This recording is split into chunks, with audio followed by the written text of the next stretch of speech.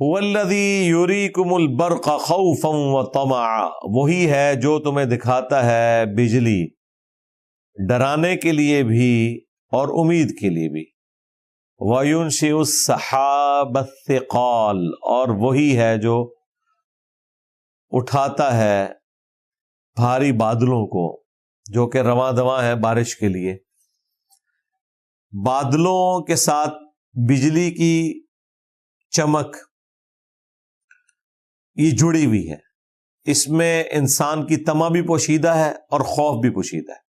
خوف یہ ہے کہ جب بجلی گرتی ہے تو آگ لگ جاتی ہے، اور لالچ اس میں یہ ہے کہ بجلی کا چمکنا اس چیز کی نشاندہی ہے کہ بارش ہونے والی ہے، اور بارش تو بیسک نیڈ ہے۔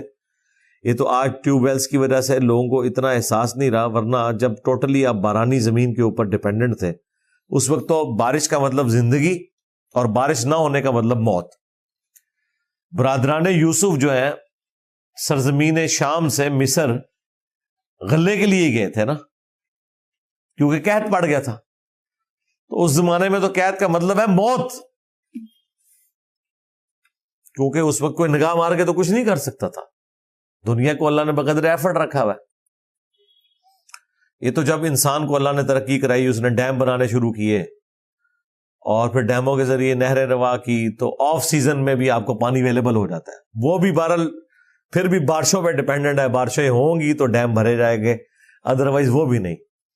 اس طریقے سے دریاؤں کے اوپر جو ڈیم بنے ہوئے ہیں وہ بھی ڈیپینڈنٹ ہے، برف باری ہوئی اور ٹائم کے اوپر وہ برف پگھلے اور پھر اس طریقے سے پانی آ کے جمع ہو۔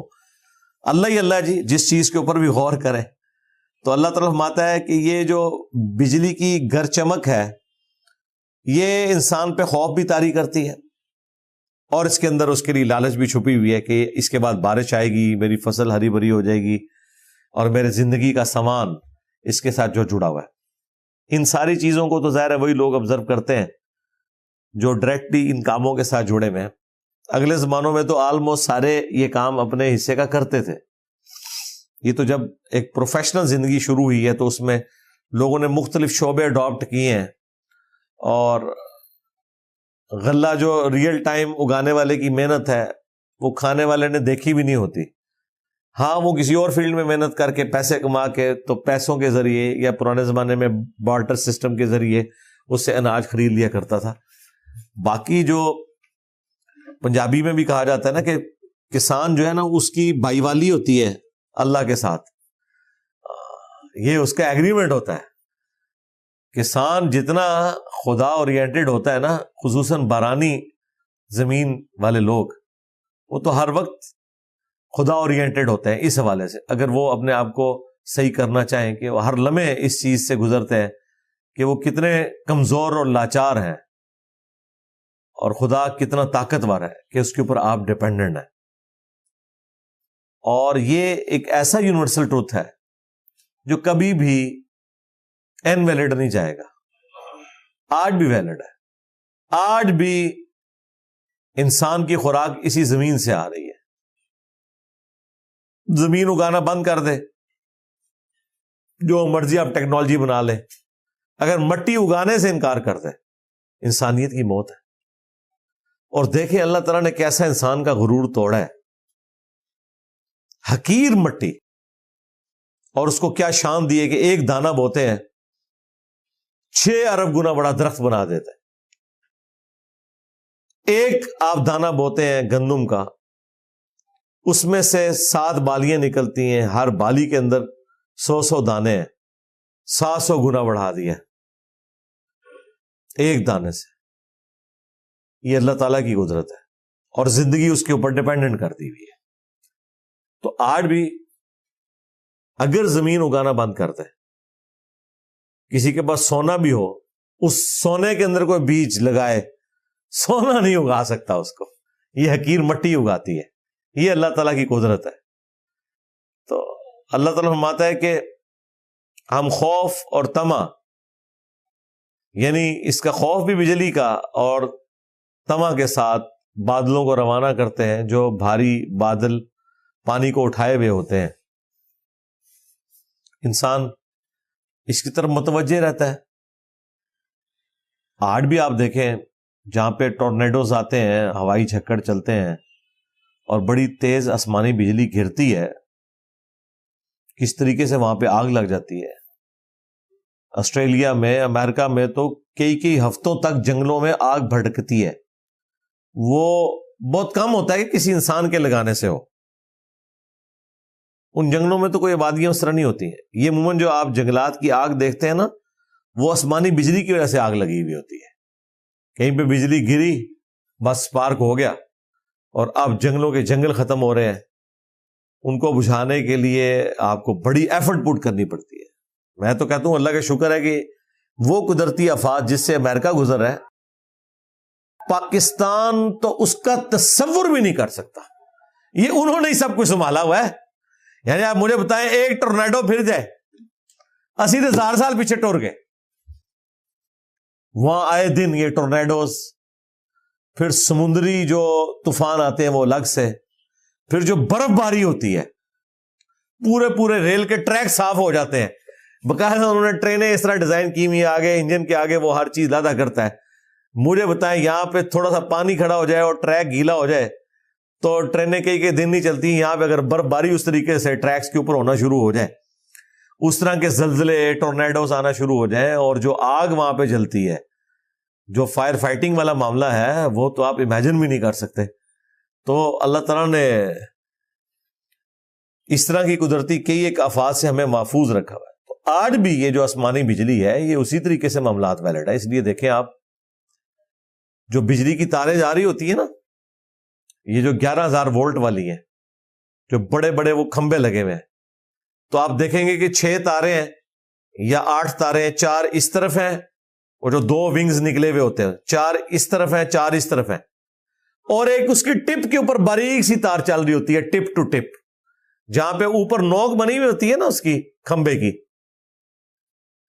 بازو تو نیچے ہوتا ہے نا، اوپر جا کے نوک بن جاتی، اس نوک کا دوسرے نوک کے ساتھ بھی آپ دیکھیں ایک باریک سی تار آپ کو نظر آئے گی۔ وہ تار الگ سے ڈالی جاتی ہے، اس میں بجلی نہیں ہوتی، وہ سٹیل وائر ہوتی ہے، اس لیے کہ جب آسمانی بجلی گرے نا تو پہلے اس کے اوپر گرے اور وہاں سے وہ بجلی کو گراؤنڈ کر دے۔ اگر وہ تار اوپر نہ ہو تو بجلی کی تاروں کے اوپر جب آسمانی بجلی گرے گی تو وہ تو تاریں ٹوٹ جائیں گی۔ وہ اتنی لمبی لمبی تاریں، ان کو دوبارہ ریپیئر کرنا آپ سوچ سکتے ہیں۔ پہاڑوں کے اوپر جو تاریں لگائی ہوئی ہیں، اتنی وزنی تار ہے، وہ کتنے دنوں کی ایفرٹ سے وہ تار کو تار سے ایک کنڈے سے دوسرے تک جوڑتے ہیں۔ اگر وہ ٹوٹ جائے تو اس کو جوڑنے کے لیے اور دوبارہ اتنی وزنی تار کو اتنی بلندی پہ لے کے جانے کے لیے پہلے تو رول کھول کے ہوتا ہے، یہ کھلی ہوئی تار، اس کو پہلے رول پہ چڑھائیں گے اور کتنی ایفرٹ پٹ کریں گے۔ اس لیے انہوں نے سسٹم ڈیولپ کیا کہ آپ اوپر سے وہ تار چلائیں تاکہ آسمانی بجلی گرے۔ اس کا اللہ نے رول رکھا ہے۔ دیکھیں اللہ تعالیٰ نے یہ سارے جو سائنسی قوانین ہیں، خدائی قوانین، ان کو اتنا محکم بنایا کہ یہ بدلتے نہیں ہیں۔ انسان نے جب دریافت کر لیے ویسے ہی ہونا ہے۔ یہ قدرت کا قانون ہے کہ جب آسمان سے بجلی گرے گی نا تو سب سے پہلے اس جگہ پہ گرتی ہے جو سب سے بلند جگہ ہوتی ہے۔ یہ اصول ہے۔ یہ نہیں ہوگا کہ آسمانی بجلی اس سٹیل وائر کو چھوڑ کے تو آ کے بجلی کی تار پہ گرے کوئی شرارت کرنے کے لیے، نہیں۔ یہ ہے وہ چیز جو اللہ تعالیٰ فرماتے ہیں ہم نے ہر چیز انسان کے لیے مسخر کر دی ہے، اس کی خدمت میں لگائی ہوئی ہے، وہ اسے ہٹ ہی نہیں سکتی۔ ایک چھوٹا سا بچہ اتنے بڑے اونٹ کو ناک میں نکیل ہے، وہ رسی سے پکڑ کے چل رہا ہے۔ اگر اونٹ کو پتا چل جائے کہ یہ کیا، اس کا تو ابا بھی شاہی کوئی نہیں، تو وہ نکیل کے ساتھ چلے گا، لیکن اللہ نے مسخر کر دیا، چلتا جاتا ہے۔ بیل، گائے، بھینسیں کتنی طاقتور ہے، بس وہ چل رہی ہیں، اللہ نے مسخر کر دی ہوئی ہے۔ اس طرح کائنات میں جتنی چیزیں اللہ تعالیٰ نے مسخر کی ہوئی ہیں، جو اللہ تعالیٰ نے ان کے لیے قوانین بنائے ہیں وہ ان کی پابند ہے۔ یہ گھروں میں جب آپ سولر سسٹم لگاتے ہیں تو اب ظاہر ہے وہ پلیٹیں اتنی مہنگی ہیں، ملینز آف روپیز لگتے ہیں، تو گورنمنٹ نے قانون بنایا ہوا ہے کہ وہاں بھی آسمانی بجلی کو روکنے کے لیے ارتھ ریسٹر لگانا ہے، اوپر ٹاپ کے اوپر لگا ہوتا ہے، وہ تانبے کا بنا ہوا، پھر اس کے ساتھ سے وائر گراؤنڈ ہوتی ہے، اس کو آپ نے سب سے بلند والی جگہ پہ لگانا ہے۔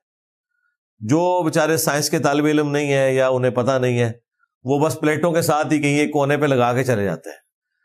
ہم جب کسی کو بتاتے ہیں نا کہ بھئی آپ نے یہ پلیٹیں جب لگوانی ہے نا، تو پلیٹ کا جو سب سے اونچے والا حصہ ہے اس سے بھی اونچا ہونا چاہیے، کیونکہ اگر وہ آپ نے سائڈ پہ لگایا اور پلیٹ اونچی ہے تو آسمانی بجلی پہلے پلیٹ پہ گرے گی۔ اس نے یہ تو نہیں کہنا کہ میں تلاش کراں بھی تسی کہڑا میرے سے کہڑا رستہ رکھے ہے، میں کہڑے برتن ہی کھانا ہے، نہیں۔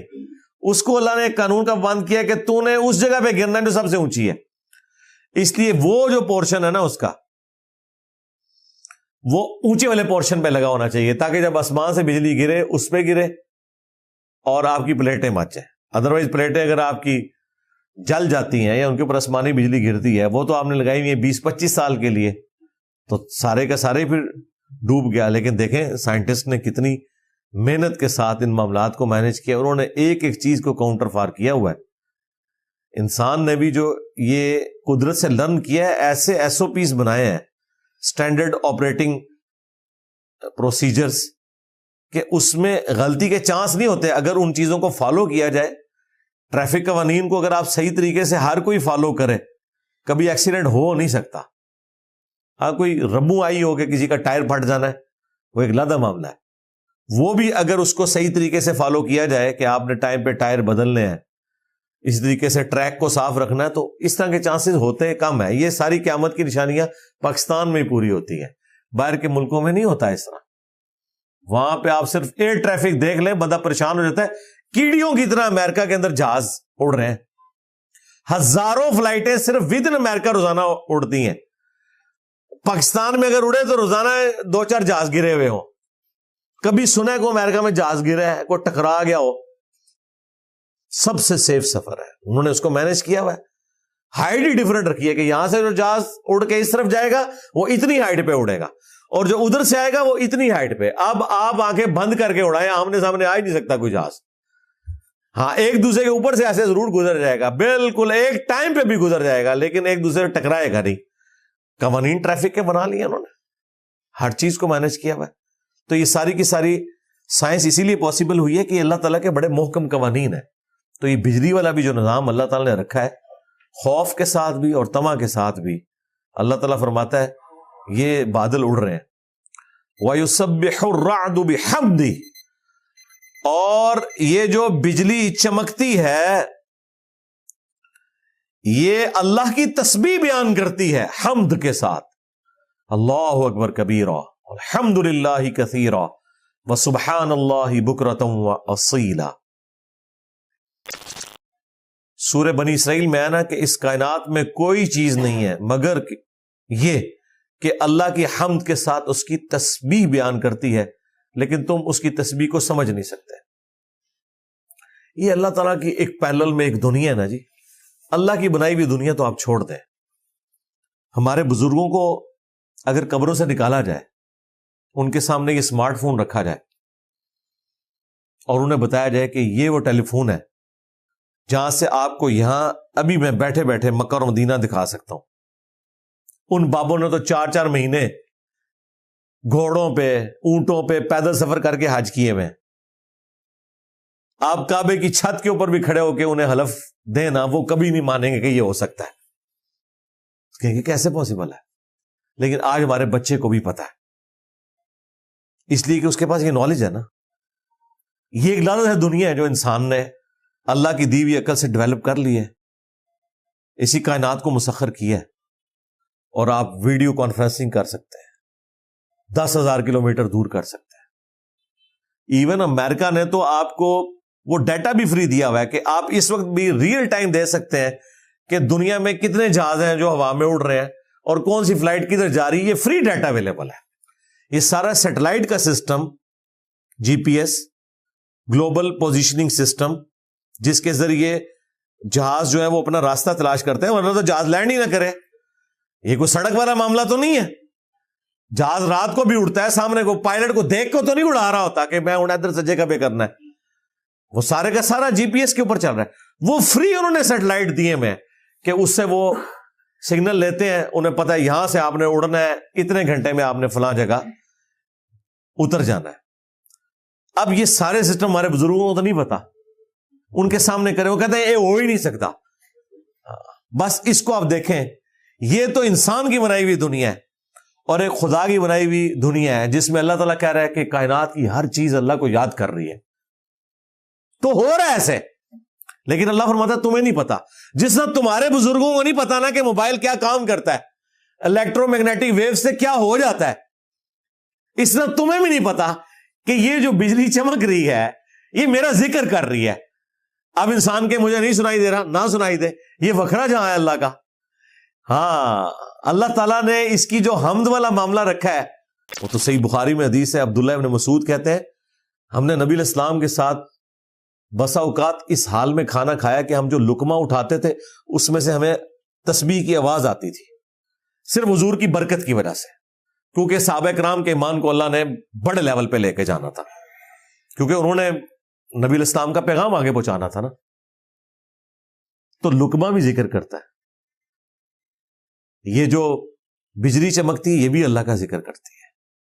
ہر دنیا میں کوئی بھی آواز ہے, چاہے ہمیں سنائی دے یا نہ سنائی دے, اللہ تعالیٰ کی حمد کر رہی ہے ہر چیز. تو اللہ تعالیٰ کہہ رہا ہے کہ یہ الرعد, یہ وہ لفظ بھی آ گیا الرعد جس کی وجہ سے سورت کا نام سورت الرعد ہے. وہ حمد کرتی ہے, اس کی تسبیح کے ساتھ بیان کرتی ہے. والملائکۃ من خیفتہ, اور فرشتے بھی اس کے خوف سے اس کی تسبیح کرتے ہیں. وَيُرْسِلُ الصَّوَاعِقَ, اور اللہ تعالیٰ ہی کڑکتی بجلیاں بھیجتا ہے. فَيُصِيبُ بِهَا مَن يَشَاءُ, پھر وہ گراتا ہے جس پہ چاہتا ہے. وَهُمْ يُجَادِلُونَ فِي اللَّهِ, اور لوگ اللہ تعالیٰ کے بارے میں جھگڑا کر رہے ہیں. وَهُوَ شَدِيدُ الْمِحَالِ, جبکہ وہ ایسا ہے جس کی پکڑ بہت سخت ہے.